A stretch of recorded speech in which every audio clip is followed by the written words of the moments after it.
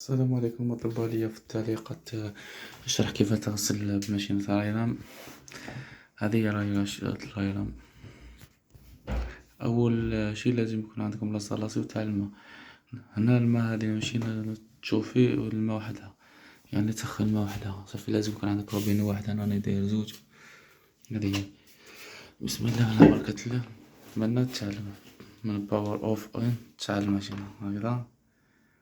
ولهنا عندك هذا البوطة الدوار، كما تشوف لهنا كل وحدة فاش تغسل. لهنا ديرو الصابون والأومو تاعكم في هذا الباب. لهنا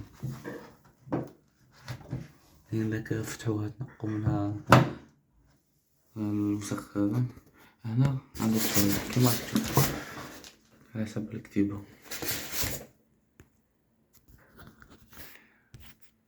وهنا تحبو ديروها هذه لي بمينين، كاينة تاع بيبي طول شوية. ممكن تغيروا لهنا واقف غسلة غير الصغيرة. نعطيكم هذا 40، نعطيكم 40. زيد تحب تزيد تخففها تعطيك 35. وكل البوطوش يخدم ليف هذايا هي. هنا الباب يجي الداخل. هي ماشينة ما شاء الله.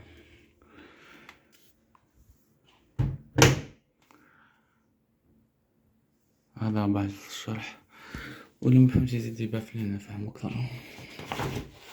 فيها موتور 11 سنة. السلام عليكم. قلت ديروا لنا جنب ودعمونا.